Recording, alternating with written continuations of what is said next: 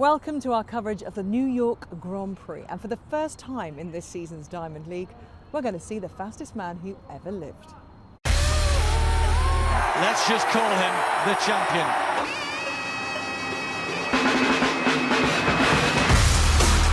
It's all about Usain Bolt. It's a new world record. It's gold for Usain Bolt. Absolutely brilliant. Number one. When the big day comes, the big man performs. Unbeatable, unsurpassable. Could you ever doubt it? He's pulling away. He's going to win the gold. The champion becomes a legend. He's achieved a lot in the 7 years since his last appearance here in New York, the 7th stop on this year's Diamond League circuit, the second of the 2 US meetings on the calendar and the last outside of Europe. The home of Broadway sees a star-studded lineup of athletes to take to the stage. Coming up, America's Francina McCrory will go for a 3rd Diamond League victory of the season in the women's 400 metres. Britain's European champion Tiffany Porter is part of a stacked 100-metre hurdles field. In the women's 200 metres, we'll see the Commonwealth champion Blessing Okukbari. America's former world champion Tyson Gay has a sub-10-second time to his name after returning from a doping ban. Plenty of British interest in the 800 metres with Jenny Meadows and Lindsay Sharp both in action, alongside former world champion Janet Jepkosgei. It could be an all-American battle in the 110 metres hurdles, which features David Oliver and Jason Richardson. Olympic champion and world record holder David Rudisha will look to mark his return from injury with victory in the 800 metres. And we finish with a certain Usain Bolt. The 6-time Olympic champion will strut his stuff over 200 metres. Your commentary team in New York is Tim Hutchings and Steve Cram. Well, the athletes out on the track and ready then for this men's 400 metres here in Econ Stadium. It's Chris Brown of the Bahamas, 36 years old now, Olympic champion in 2012 in the long relay, of course, in London. Outside him in lane 5, Wade van Niekerk of South Africa, only 22, ran a very useful 300 in Birmingham. There is Jeremy Warner. 5 times world champion, twice the individual champion in 2005 and 2007. He was Olympic champion in the 400 back in 2004. The men's 400 metres then. Strong breeze coming from the northwest across the arena. They'll probably have it in their faces up the back straight. Well, this is a quick track, we know that. But how well will they cope with this wind, which has been gusting up to 3-4 metres per second over the last hour or so. Warner going very strongly. Also looking well there. Van Niekerk and Cedeno. Cedeno in the blue, second to left at the moment. It's got a bit of work to do at the moment. Quo coming through very strongly. In 5, it's Van Niekerk of South Africa. Van Niekerk, not as powerfully built as many of them, but leads into the straight. That 300 last week was a good indicator, and he leads at the moment by a couple of metres. Good run from Chris Brown in 4. Couple of metres down, 3 metres down now. Van Niekerk going away. Watch the clock. This is strong. 44.25. Wow. It's the second fastest time in the world this year. Kirani James, after his win in Eugene a couple of weeks back, tops the world rankings with 43.95, but 44.25, and that was a beautifully judged run, Steve. And in conditions where you can get it wrong, you know, there's swirling wind here, but he attacked the first 200, a great bend, and look how strong he is in the home straight. He had a really good early part of the season last year, as you said. Got that silver medal at the Commonwealth Games, but this is a brilliant run from him. We've had 2 great 400-metre races in the last 48 hours from Stephen Gardner of the Bahamas, and now Van Niekerk may well give Kirani James something to think about.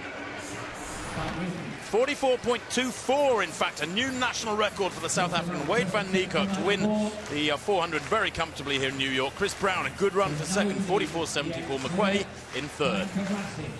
Will be the last of the... Another good competition for Isabelle Pooley after a 3rd place in Doha in the first Diamond League of the season. She excelled once more with 3 first-time clearances, and then at 191 she had the chance to join Becher and Vlasic and Spencer And it was another very good clearance from Pooley.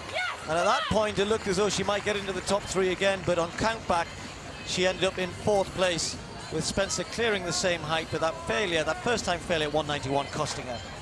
But it was really all about Blanka Vasic and Ruth Beitia, the world #1. Nobody has gone over, or only Beitia has gone over 2 meters so far this year. And actually, the meeting record here of 194 was taken by Vlasic.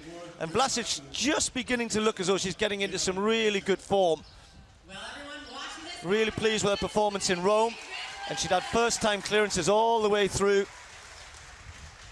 And that 197 at the 3rd attempt, equaling her season's best, and as I said, equaling a meeting record. It was equaling it because it'd been set a little earlier, just a few minutes before that, by Ruth Beitia. World #1 so far this year, but 197 was as high as they went. And Vlasic, because she failed twice at that 197 height, had to settle for 2nd place. Spencer, as I said earlier, taking 3rd place ahead of Pooley and Chantelot, who all 3 of them cleared 191. The men's 400-meter hurdles. Now, there's been 1 or 2 late withdrawals, very late withdrawals, particularly Mike Tinsley, who would have been the big draw here, along with Javier Coulson. Well, what a weekend he normally has in New York. It's Puerto Rico Day tomorrow, and the tall Puerto Rican will be hoping that he can produce a good performance here. No Tinsley to worry about now, so Jehu Gordon, again, who's been trying to get his season going, the world champion from 2 years ago. Set. Pretty long hold by the starter. Jehu Gordon trying to attack this one early, the world champion. As I said, really been trying to look for form, but Coulson already taken 2-3 meters out of him through the first 100 meters. Down the back straight, easily over the 3rd flight then. Coulson sometimes can get his judgment wrong, and with these windy conditions here today, got to be really careful. And we'll change down the top bend here. Also going well on the outside is Ansett White of Jamaica. But Coulson with Roxroy Kato going well, and Van Zyl trying to get involved here. Right on the inside, Ukooma of Nigeria in lane 2, and Ukooma may well have the lead here as he comes into the home straight. Right, really good round the bend, but will he be able to hold off Coulson? Yes, Coulson starts to search here. Van Zyl finishing very, very quickly, but Coulson's got this at the moment, and Coulson comes away. It's going to be a win for Puerto Rico. Coulson wins 48.5, a better run from Van Zyl than we've seen so far this year on the European and American circuit. Well, that was a bit of a scrap down the home straight. What a first 300 meters, first 8 or 9 flights indeed by the Nigerian Ukooma. But Coulson, he can sometimes really fall away off the last hurdle, but this time he was much better, much stronger, and the time has been taken down to 48.48, which will be a new season's best for him.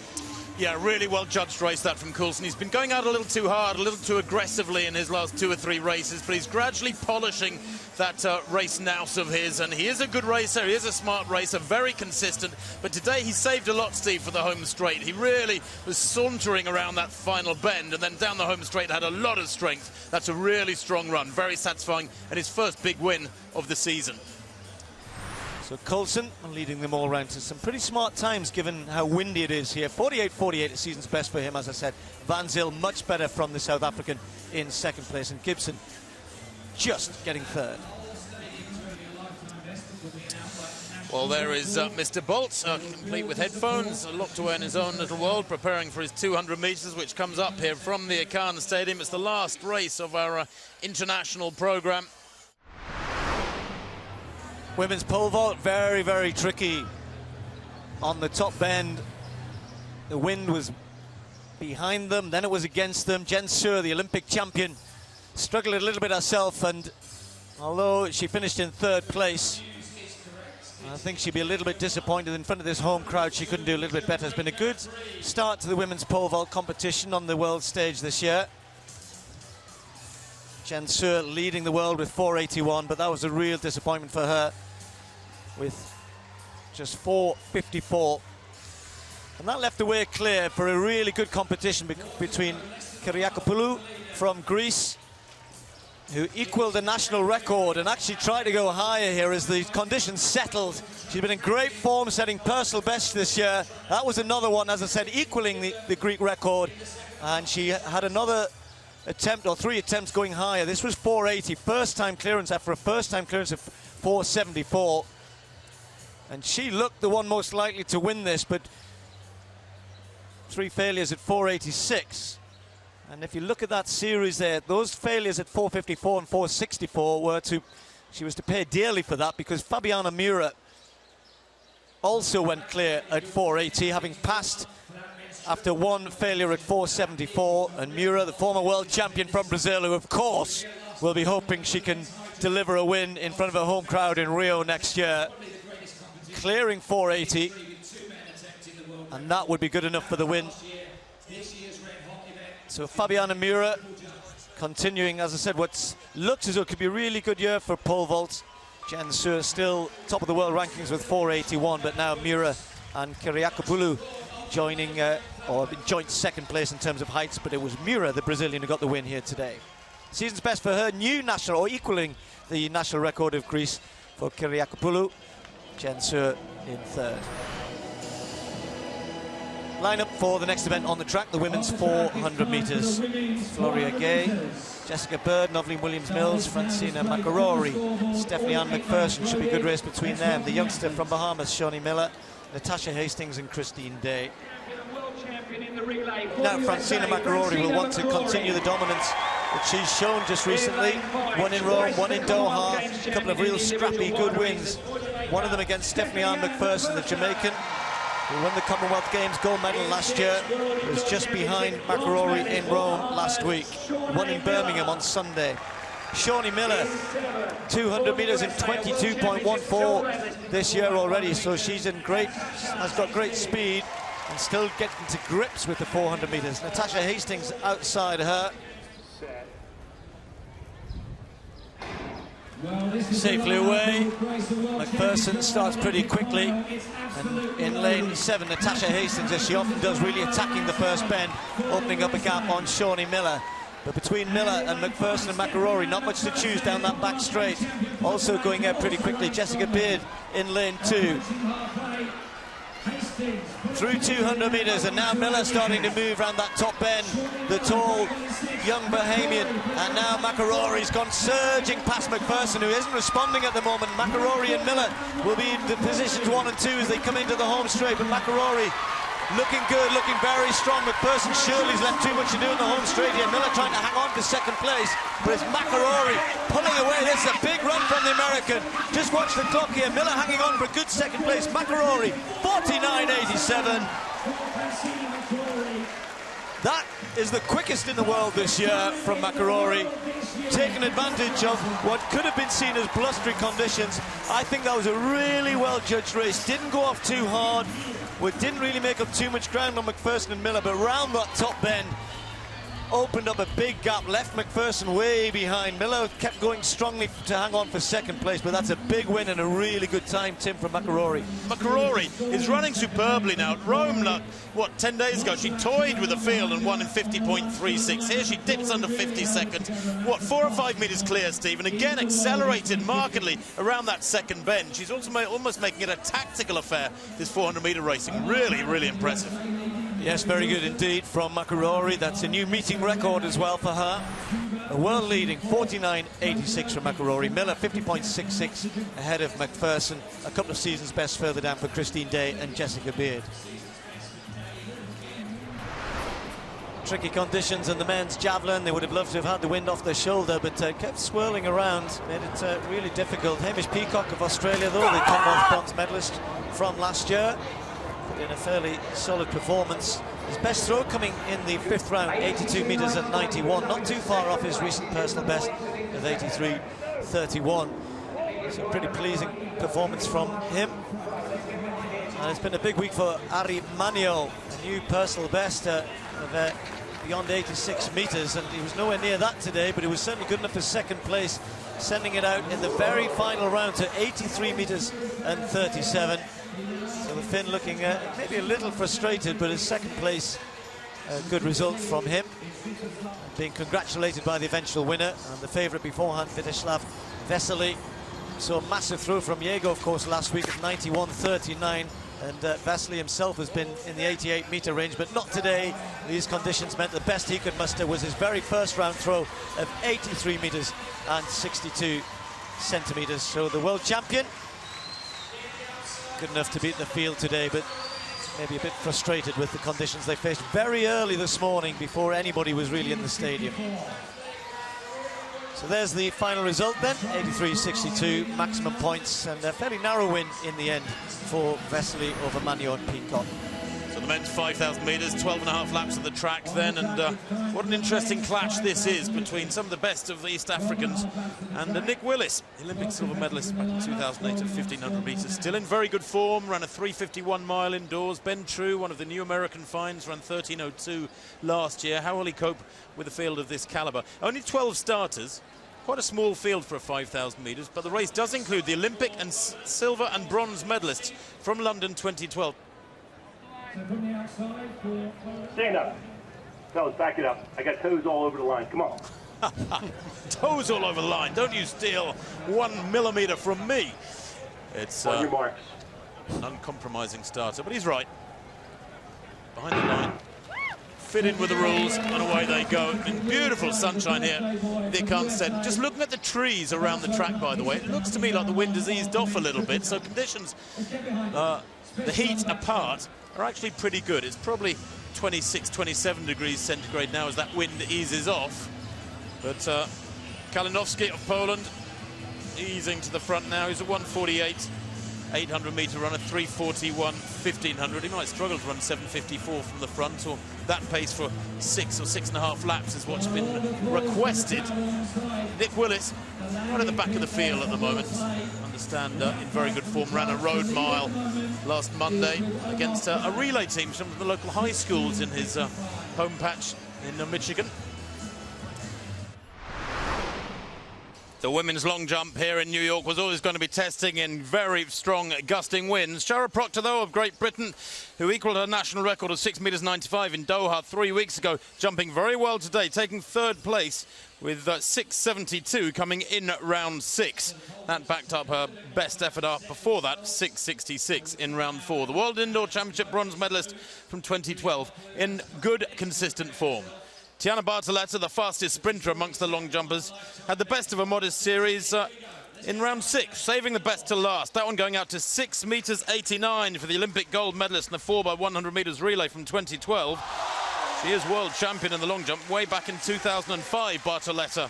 But a good series from her, 6.89.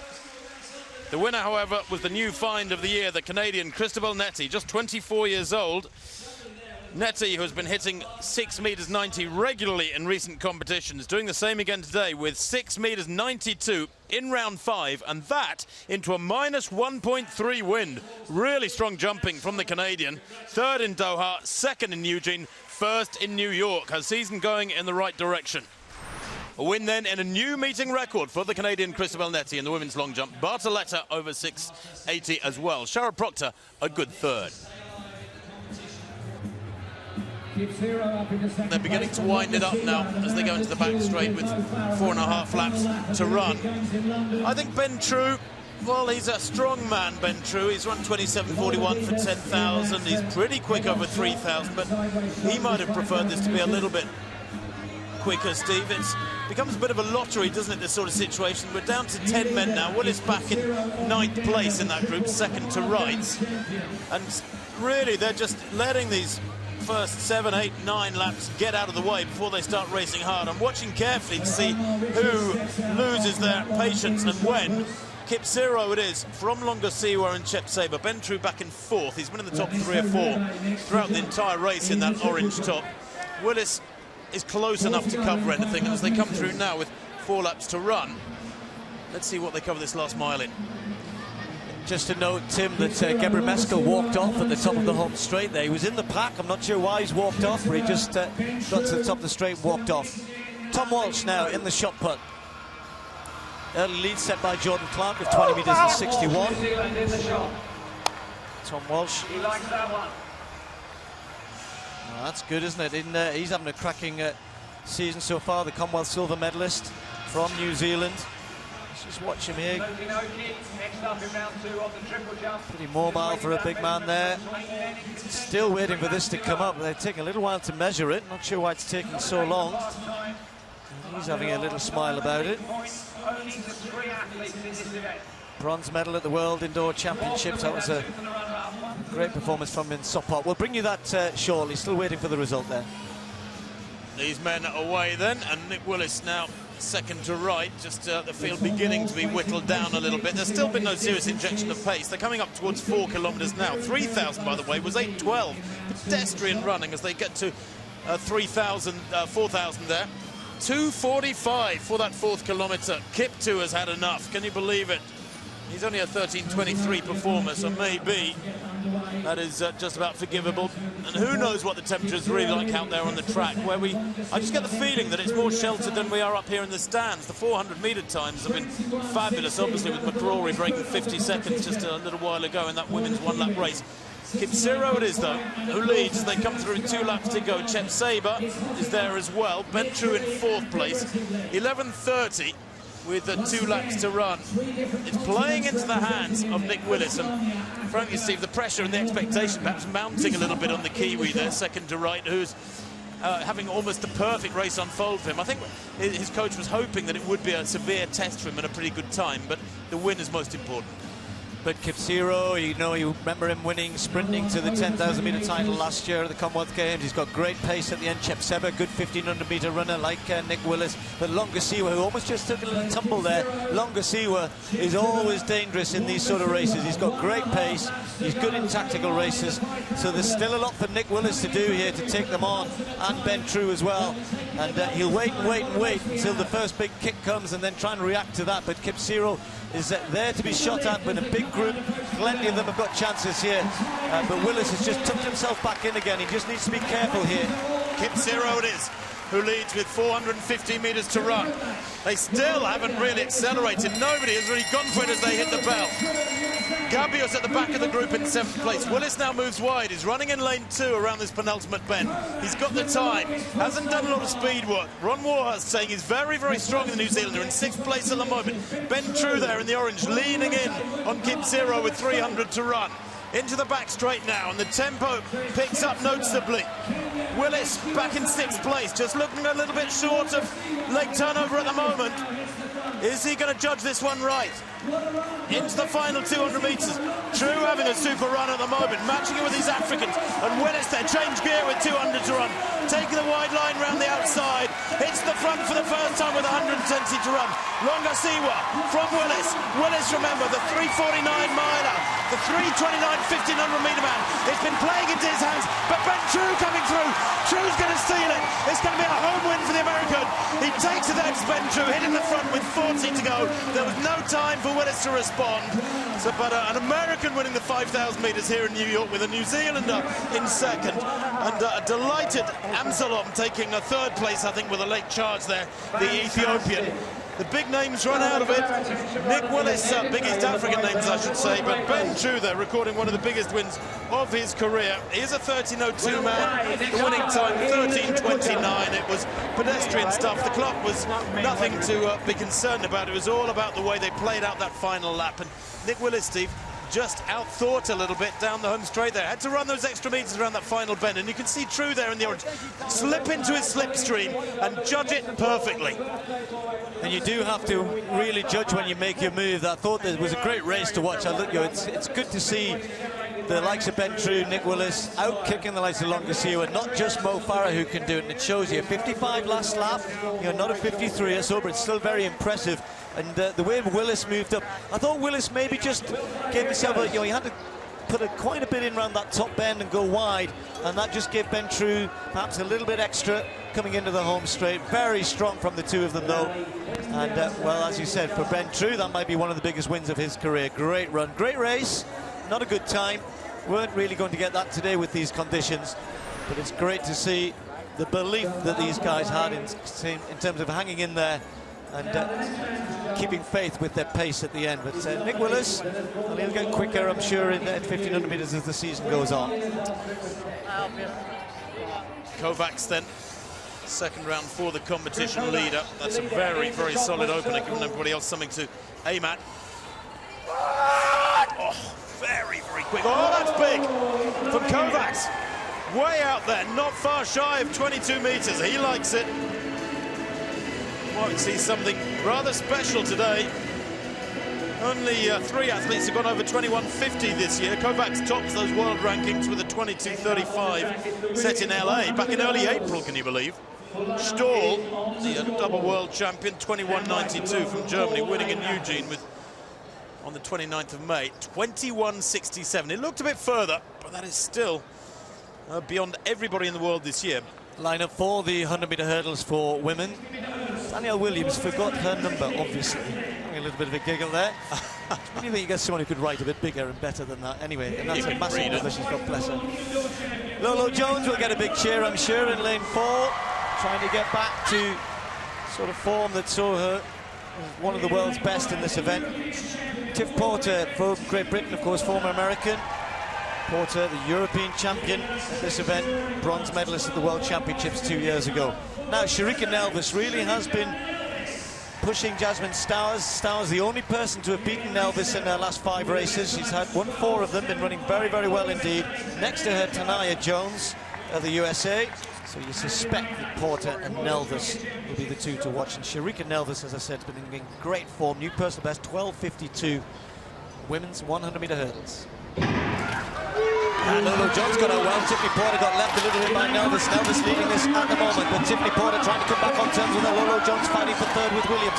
But this is all about Nelvis now, coming off the last 2 flights very well indeed. Nelvis, 12.66 into a headwind, and a minus 1.7, so you can probably take at least a tenth, maybe a tenth and a half off that, Tim, which would have put it down close to 12.5.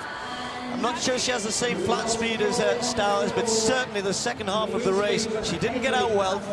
Oh, she got a better, than Porter. Maybe Jones got the best start of all of them, but Nelvis really consistent through that, not making any mistakes, kept it clean and rewarded with the win. Yeah, Nelvis there, 3rd to left, had a fabulous start, she really did, and for Tiffany Porter, right in the middle there, in 2nd place, it was a hard chase all the way, but Nelvis's leg speed, the turnover between the barriers, really impressive indeed. That's where she was grabbing a few inches each barrier, as well as her technique being superb. Look at that lead leg slapping down onto the track really quickly. And Porter, a really solid run in 2nd place, you have to say. And you're right, Steve, 12.65 into a strong headwind. Let's not forget it was what, minus 1.7. That is very, very crisp sprint hurdling indeed. What a shame it wasn't a following wind of, say, a metre or so, because we'd have been seeing something way down in the 1240s. Nelvis winning 12.65. Comfortable win in the end from Porter, 12.81. Danielle Williams getting the better of Lolo Jones for 3rd spot. Little selfie with the winner, Shericka Nelvis. This is how the Diamond League points system works. There are 14 meetings in all, with 16 different track and field events for men and women across the season. Every event, be it sprint hurdles or the shot put, has its own competition with 7 rounds. The winner of each round gets 4 points, 2nd place 2 and 3rd place 1, with double points up for grabs in the season finales in Zurich and Brussels. Come September, the overall Diamond race winner will take home $40,000 and the glinting Diamond Trophy. And this man, Usain Bolt, I wonder what he's listening to. Maybe just himself. I don't know. Might be listening to Gatlin. He said in his press conference yesterday that Justin Gatlin's been an awful lot of talking recently. A little bit of a edge to that comment when he was asked about his views on Justin Gatlin. He did steer clear of saying anything really controversial, however, and rightly so with the form Gatlin's in. It's half lap time for the ladies. The meeting record 21.98 by Veronica Campbell-Brown 5 years ago. That actually is exactly the same as the world best this year. Remember in Doha, Alison Felix going out to 21.98 with that fabulous run in Qatar. There's the lineup: McGrone, Williams, Duncan, Okagbari, Igote Guanor, Tori Bowie, Townsend, Simpson and Tenorio. There is Tori Bowie, as we've been told to pronounce her name. It does seem a little bit strange, but last year won Monaco in 1080. She is, of course, a great long jumper as well as Bowie. There's Blessing Okagbari, Igote Guanor, the Olympic long jump bronze medalist in Beijing 2008. 5 women in this field, however, have broken 11 seconds for 100. It is a pretty classy field on paper. It's a case of who has got the good form. Away they go, really good start from Blessing Okabari in 4. Certainly got away the best, although going very well. Tori Bowie now third to left in lane 5. Bowie leading at the moment. Okabari trying to get back at her. Bowie's run a fabulous bend. Can she sustain this down the straight? The gap is 3 metres. Good run in lane 1 from McGrone. Here comes Okabari, but Tori Bowie's away with this one. 3 metres clear. Stays 3 metres clear. Real battle royal there for second place between Okabari and Simpson. Minus 2.8 and 22.24. Wow, wow. Tori Bowie on her day is just about as good as anybody. I think she'd have given Alison Felix a really good run there today, because 22.2 into a strong headwind is absolutely top draw stuff. A season's best for Tori Bowie. 22.23 it is. Minus 2.8, wherever that wind was hitting them, is very, very strong indeed. And that would have been a time surely down below 22 seconds, but for the wind. What a bend she ran, and you're right. I think at this point, though, she's not only run a fantastic bend, it just starts to tighten up a little bit here, and the wind probably a factor. Well, definitely a factor, because the wind gauge reading is in the home straight, and so into that headwind. You're absolutely right, Tim. Look at Okabari just drifting out of a lane, maybe struggling coming off that bend, and probably couldn't believe how far she was behind Bowie. Still running pretty strong at the end there, but given how quick she was round that top bend, well, she must be thinking, yep, certainly well under 22 seconds. Third fastest in the world nonetheless, despite that headwind. Tori Bowie winning the 200 metres, then a season's best 22.23 into a strong headwind by 3 or 4 metres from Blessing Okabari, Iguatuan Gonor and Sharon Simpson. 22.69 in third place. As Mr. Usain Bolt continues to warm up, not taking any chances. So we move from the bottom of the home straight up to the top end, the men's 100 metres, and the appearance of Tyson Gay. Line-up, as you can see: Kimmins, Bledman, Carter, Gay, Ashmead, Simbine, Batson and Joseph Morris. Keston Bledman from Trinidad and Tobago. Of course, may well see their relay bronze turned into a relay silver after the disqualification of the American team that won the silver at the Olympic Games. There's Nesta Carter of Jamaica, and that disqualification because of this man here, of course, Tyson Gay. Big cheer, back from his suspension for drug offence, and that was backdated, and his performances at the Olympic Games were annulled. Nickel Ashmead next to him. Another huge cheer for the Commonwealth bronze medalist in this event. But Tyson Gay hoping to take a big opportunity here. We've only seen him run one 100-meter race so far this year. That was in Eugene, and he ran 9.88, but looks as though we're into a bit of a headwind here.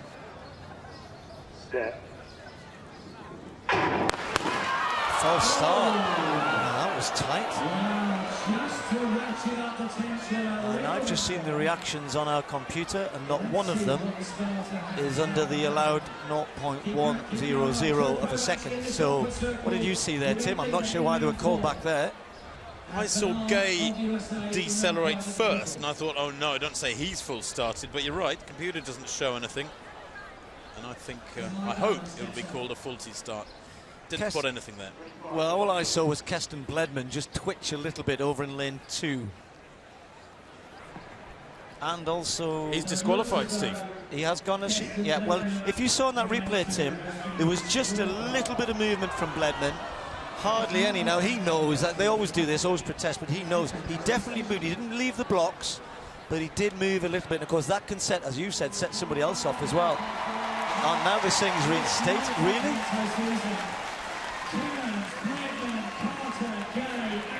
Well, I don't understand that. Either he did false start or he didn't false start. He's still on our computer, he's disqualified. I really don't understand that. Okay, so here we go again then. Bledman reinstated. So it's Trell Kimmins on the far side in lane 1, then Bledman is in 2, Carter is in 3, Tyson Gay in lane 4, looking to the skies. Nickel Ashmead in 5, Simbine from South Africa in 6, Batson of the United States in 7, and Joseph Morris, also of the United States, in lane 8. cleanly away this time. Nesta Carter gets the best start as ever. Tyson Gay with a little bit of work to do here, and also going well is Keston Bledman, and Bledman's leading this one at the minute, and Bledman might even steal this, but here comes Gay! Very, very close on the line. Tyson Gay may have just done enough to get that. Bledman, after the false start being reinstated, led that all the way through. Gay did not get a good start, but he just had enough to carry him across the line, I think. He's not sure. It's very, very tight.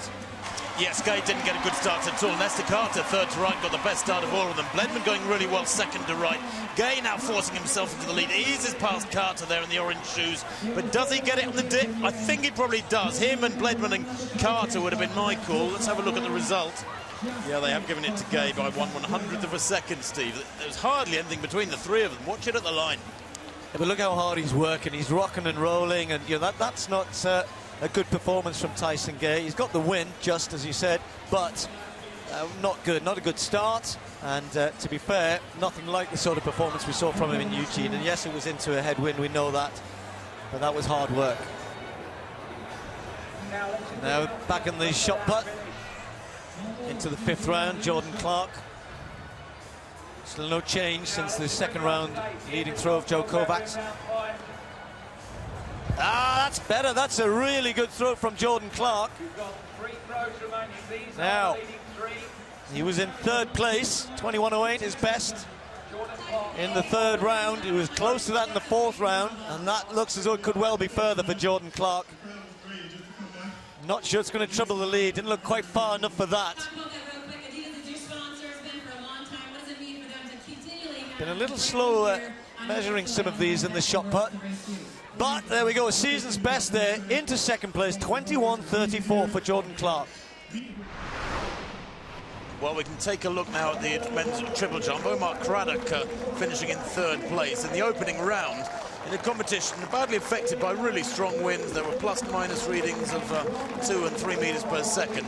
Craddock going out to 16 meters 55. That's not bad jumping for a man who's never broken 17 meters. Will Clay, well, of course, a man who is the Olympic silver medalist in the triple jump from 2012. He's 24 years old, Clay. Feels like he's been around a long time. In round 3, going out to 16 meters 96. Again, probably a frustrating afternoon for a man who's jumped 17.75 last year to win the US title. But that was the best Clay could produce on the day. Indeed, he passed out his 5th and 6th rounds. Pedro Pablo Pichardo only took 2 jumps. He opened with 17.54. That was good enough to win the competition, but he did go slightly further with his second round effort. Did the world #1, the man who many feel at the age of 21, he's almost 22, could threaten that world record of Jonathan Edwards that goes back 20 years. On the 7th of August, it'll be 20 years old. Edwards is 18.29. Today, 17 meters 56 in round 2 from Pichardo. Good enough for the victory, and a very comfortable victory too, winning by 60 centimeters, almost 2 feet, the gap between the Cuban and those pursuing him. That 17.56 came with, wait for it, minus 2.5, the headwind he had to face. And he closed his account there, by the way, passed in rounds 3, 4, 5 and 6, saving his legs for later in the season, I think. Pichardo winning very comfortably then, 17.56, Will Clay's 16.96. Result of the men's shot put, a win, another win for Joe Kovacs, 21.67. Wasn't totally dominant today, but pretty good nonetheless. And he now has 2 wins there. David Stoll still leading the diamond race though, but Kovacs definitely the world #1 in the shot put. Well, the next event on the track, the women's 800 meters, and this is a very strong field indeed. I can tell you that 8 women in this field have broken 2 minutes. And in there, a couple of Britons, Jenny Meadows and Lindsay Sharp, European champion in 2012, Lindsay Sharp. Look out for Argie Wilson. She's probably world #1 or 2 at the moment. She was second in Eugene, the world junior champion back in 2012. She has run 1:57 this year, has Argie Wilson, second on the world rankings behind Eunice Sum, the world champion, who is an absentee. There is Argie Wilson, 6th in the world championships 2 years ago when she was only 19 years old. She's in great form though. Watch Wilson in that yellow strip.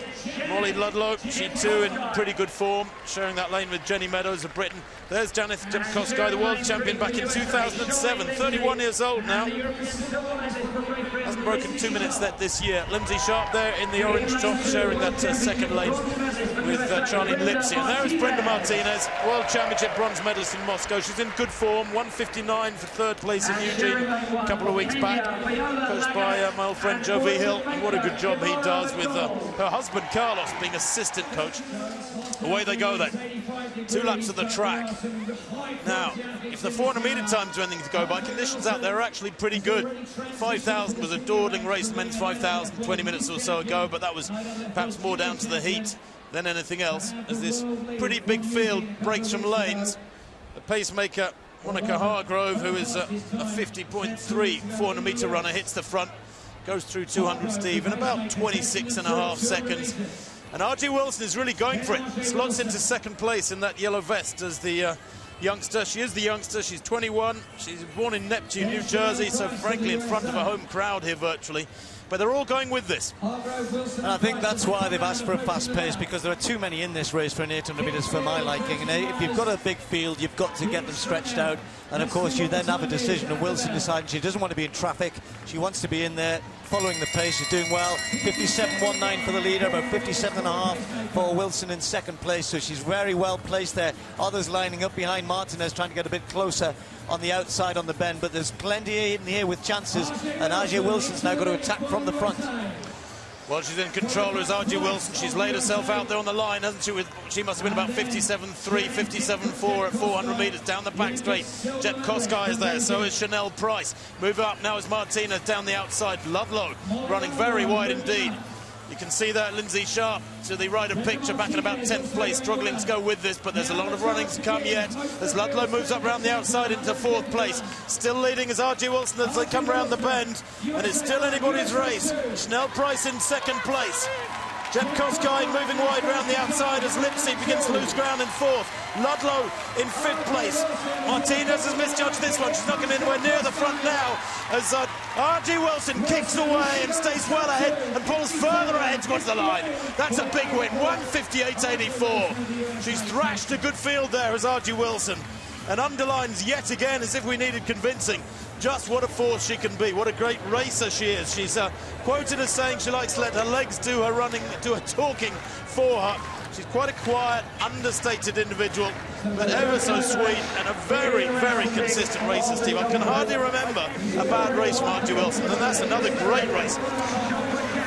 Yeah, I agree with you, Tim. I think she's a very smart racer. She knows when to sit, or she trusts her speed at times, but this was a bit more about strengthening it out in front, and she knew they were going to attack this early on. She'd be left in front, but that's a smart thing to do. As I said, when you have a big field like this, you don't want to be doing the sort of thing Martinez had to do, where you're wasting energy going around people, and she's strong enough to run away from the field here. 1:58 clocking in slightly blustery conditions. That's a very, very strong run for her. Good battle behind Jepkosgei, Price, Ludlow, all going pretty well. Martinez getting it wrong today, but between Eunice Sum and R.G. Wilson, you have to say that those two for me are a little bit head and shoulders ahead of everybody else at the moment. Confirmation of that win for R.G. Wilson, 1:58.83 from Jepkosgei and Price.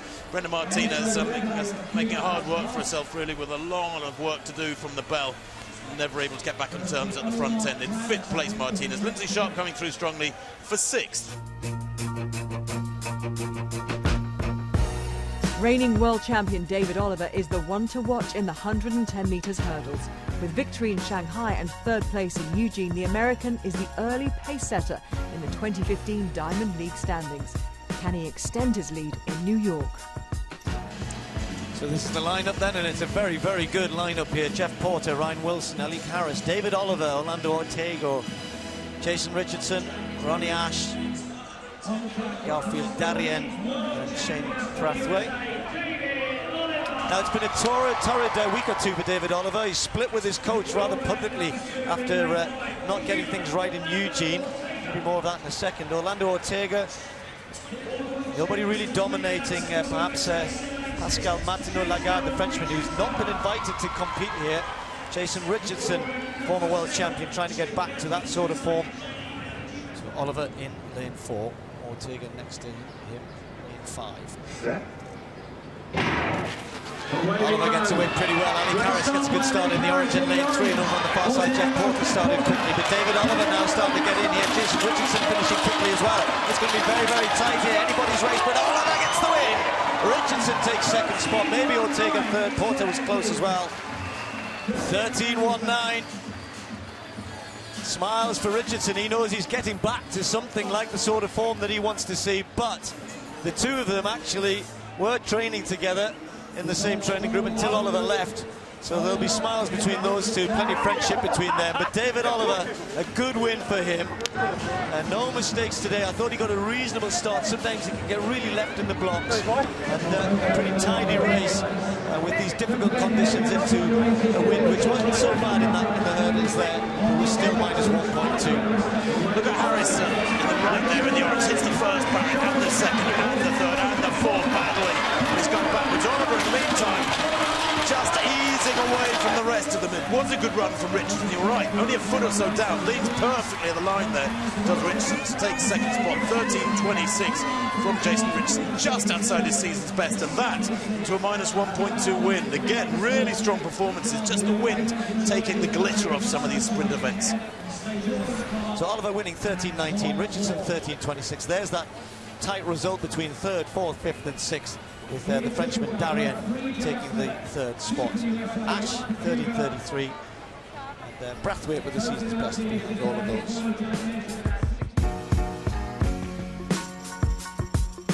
The 800 metres sees Kenyan Olympic champion David Rudisha make his first Diamond League appearance of another injury-disrupted season. It's fair to say the Big Apple always brings out the best in the world record holder. He's bidding for a fourth consecutive victory in New York. Another cracking event here and a big star to watch. Men's 800 metres. Matt Centrovitz moving down to the 800 today. Boss, the very, very talented Frenchman. Dwayne Solomon, second all-time from America. But of course the big name is David Rudisha. Great to see him returning after pulling up a couple of weeks ago. And David Rudisha, certainly a big star here in New York, loves running in New York, the Olympic champion, the world record holder at this event, of course. David Rudisha then, how close is he getting to his best? What has he got in store for us here today? They've been asked to go through the pacemaker on the outside with a pretty swift 49.5, because Rudisha thinks he's certainly capable of running a world's fastest or world leading time. And that at the moment stands to Mohamed Amam, 1:43.56, which he ran in Rome. And Rudisha, we would all love to see him rediscovering the form of the years 2010, 11 and of course 2012. So he's tucked in nicely behind the pace there, and already in there Andrews is right behind him, Dwayne Solomon wearing the bandana on the outside. But they will surely be following home David Rudisha. But is he back to his best or getting close to it? Let's wait and see as they approach the bell. Well, Rudisha leading the pack at the moment. Robert Andrews ran a 3:57 mile last week, so he's confident as Rudisha goes through there. 50.1, the pacemaker, Steve. I suspect Rudisha was around 50.4 in second place. He's got a bit of a gap now on the rest of them, and Boss in white there, giving himself 4 metres extra work to do down the back straight. A little bit of bumping and boring behind, but Rudisha out in front now. What a brave effort by Boris Berrien in this sort of company. Andrews, then Boss trying to make up some ground. Centrovitz is also following through as well, but Rudisha looking controlled and looking good and moving away from the field here. 76.5 through 600 metres. Now this is where he's been a bit lacking in recent times. He pushes on, but he hasn't got this completely under his belt here. Rudisha going to work hard, and Boss has got him in his sights here, and so is young Berrien. This would be a shock here, but Rudisha is hanging on. He's got a 3-metre lead. He's just about going to make it to the line. Rudisha takes the win, 1:43.59. What a run behind him by Berrien and Boss. Goodness me, Rudisha will have a world-leading time. We're just waiting to see. Actually, it's just been rounded up by a couple of hundreds. He'll just miss out on a world-leading time, but it is a season's best. For me, he looked a little tired in the last 150. Didn't move away in the way that the old David Rudisha would have done. But what a performance behind from Boris Berrien, who was only invited in the last 24 hours or so to come and run here. And Tim, he almost took the biggest of scalps in the 800 metres. Well, that is astonishing. I was given the heads up about Berrien last night, chatting to somebody. They said that he ran 1:48.9 a couple of years ago, Berrien, and he's run 1:43.84. A monstrous personal best by about 2 seconds from Berrien there, who just holds Boss at bay, 1:43.88 for Boss. But I was watching Rudisha's face closely down the home straight through my binoculars, Steve, and it was deep in concentration, absolutely focused on that finish line, driving hard all the way. If anybody's going to come past him, they were going to have to work very hard indeed. And to be fair, they didn't really get close. He didn't falter. He stuck to the task, and I think he'll be delighted with that. 1:43.58. Certainly he's going to be tough to beat. But I think the likes of Aman and others would be looking at that and thinking, you know what, he's still vulnerable. A season's best, and then a whole host of personal bests behind. 1:43.58 the winning time. Berrien, a big breakthrough run for him. Boss, good from him. Centrovitz, a new personal best for the 1500-metre specialist. Good run from Manzano and Andrews as well. But David Rudisha back on top.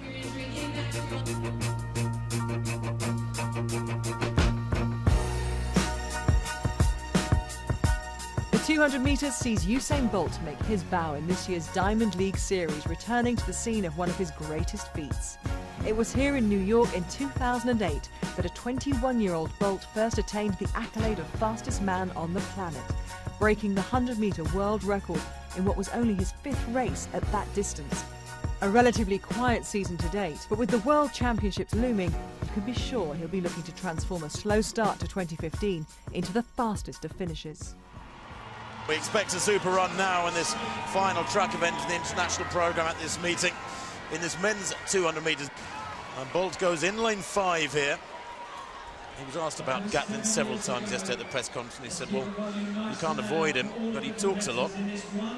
Hasn't changed his training, he said, very much at all. Although he did say he's been putting a lot of extra work on his hamstrings in the gym to prepare him for a long season and that campaign of races, that series of races in Beijing at the World Championships. But he did say, just one sort of little reservation, he said, I'm never that great in one-off races. He said, I enjoy the series of races at the major championships, and I thrive in that sort of environment. It will be fascinating, Steve, to see how he goes here. Sadly, the wind is really picking up as we see the full lineup there. I'll go through them lanes by lanes in a second, but conditions not helpful for fast times. Silman, Hughes, Dwyer. Bolt goes in 5, Alonso Edward in 6. Watch Julian Fort in very good form, second in Shanghai, the young Jamaican in lane 7, and then Terrell Cotton in lane 8. Alonso Edward, World Championship silver medalist in 2009, behind the man in yellow there, Usain Bolt. Great form in Shanghai, where he won with 20:33, and there is the big man himself, the world record holder, the Olympic champion, the world champion. Bolt's 2013 season climaxed perfectly to defeat Justin Gatlin in the 100 in Moscow. He took the 200 for good measure. There's Dwyer, Rashid Dwyer, the Commonwealth champion from last year. Only 4th in Shanghai a month or so ago, 20.56. Zarnell Hughes, well, he's only 19 years old, but he trains with Bolt, and he is rather special, this young man. 20.15 he ran in the middle of May.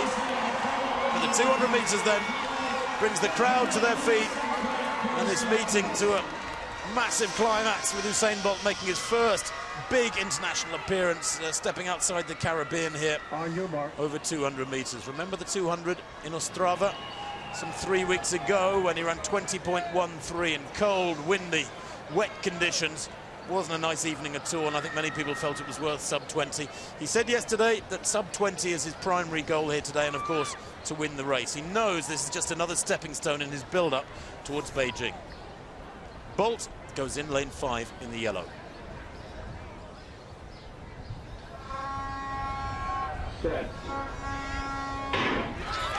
Well, away they go. The horns didn't help before the gun. Bolt into his running well, though, has already eased away from Dwyer.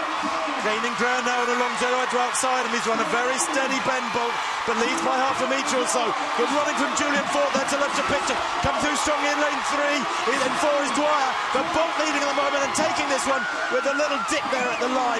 The time, 20.30 into a minus 2.8. It was Zharnel Hughes who came through very strongly, the training partner, and there was a little glance across from Bolt to Hughes, 2 lanes to his left, as if to say, not bad, son, not bad. But you're a second behind me as I ease off at the line, and ease off he did for that 20.29, as it's now confirmed, into a very strong headwind, probably about the strongest of the afternoon, ironically, Steve.